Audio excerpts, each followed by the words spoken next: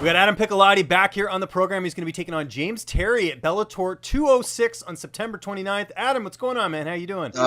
Doing great, man. Thanks for having me on the show again. Appreciate it. Of course. It's always good talking to you. And, of course, we talked after your last fight. You got that big win over Carrington Banks. And then I look on this card, and you're on the prelims. What's going on? Were you a little bit surprised to see that?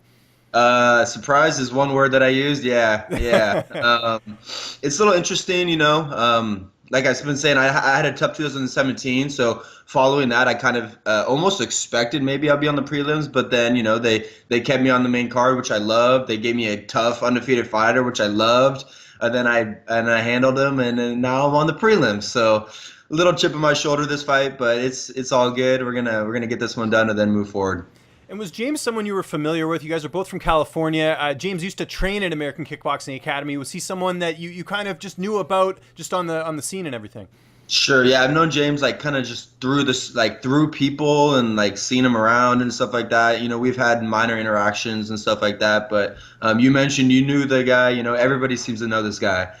So it's it is what it is. Like one of my friends said yesterday, this isn't the friend business, so I'm not too worried about that aspect. Well, I think James is best known, at least that's how I remember him in Strikeforce when he called out Ronnie from Jersey Shore. I got to give him props for that because a lot of people would want to beat that guy up.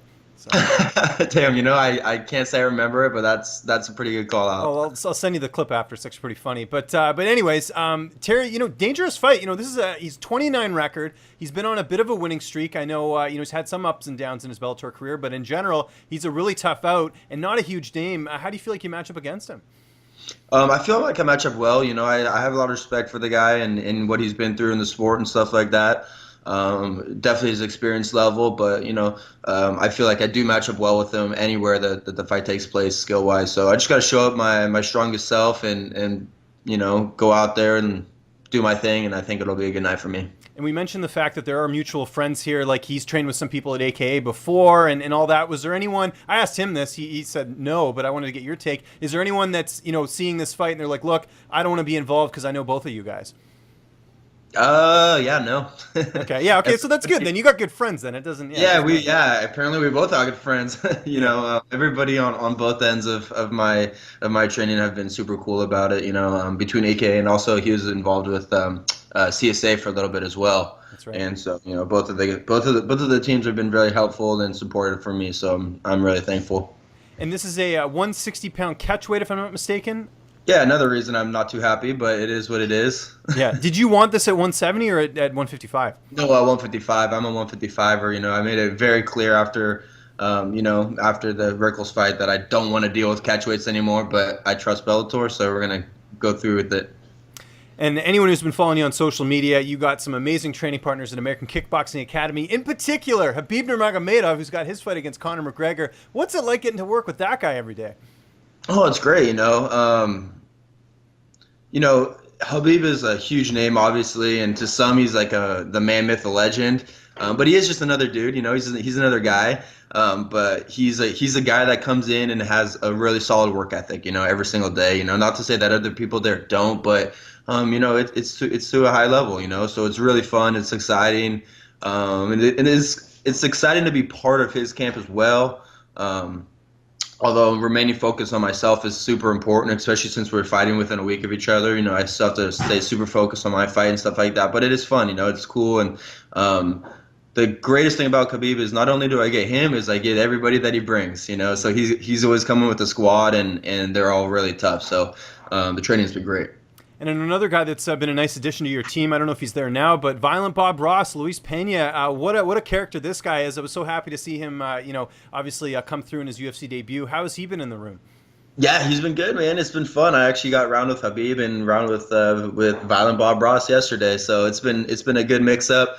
He brings a different style and a different look. He's going to be pretty much more opposite than Khabib, being super tall, southpaw, striking type of dude. So it's fun, it's always good to get different looks. And, although he was on the show, he's getting publicity. He's still pretty green to the sport, so it's fun to kind of be there going up with him in a sense, you know what I mean? Like seeing him signing for his next fight and seeing how it's going to progress throughout the UFC. I'm really excited for him. He's a great dude. Is there anyone at AKA that you train with a little bit more than others as far as training partners? Or is it like mixed bag? It's pretty mixed, you know. I try to get my hands on Khabib as much as possible. Even still, like last camp, John Fitch, you know, I'm always getting in the mix with Fitch. We got a new dude out of Oklahoma, Kyle Crutchmer. He's All-American, and you know, he's just a super nasty wrestler. He just started fighting this year. He's only 2-0, but I'm getting a lot of good wrestling rounds in with him and stuff like that. So there's a handful of tough dudes. I got my boy always out there, JJ Okanovich, and he's, you know, always trying to get on these Bellator main cards too. So really the list goes on and on. I'm probably missing tons of people, so sorry guys, but you know how it goes. We'd be here for a while. That's a big team. Yeah, pretty regardless. Who's going to be cornering you this fight? We're gonna have my last fight. I think we probably talked about this, but I've been working a lot more with Josh Thompson lately. And I really wanted to have Josh in my corner. It didn't quite work out because, you know, he's working the event. He usually does when it's in San Jose. So it's looking like it's going to be my main coach, Raul Castillo, my striking coach, Hector Fernandez, and then probably Crazy Bob Cook again. Excellent. And what's your prediction for this fight? How is this one unfolding on September 29th? I think TKO, yeah. Nice. You didn't see. I didn't even get like the question out. You were just like TKO, TKO. Like that's obviously you know, you visualize this a lot, which is really cool. Where do you feel like a win over James Terry puts you? Again, you know, not a huge name, but does have that experience, and you're looking to go back to 55, which again, catch weight doesn't help you out too much. But I would imagine, you know, you got to look at your record here. You'd be 11-2, which is impressive in any division.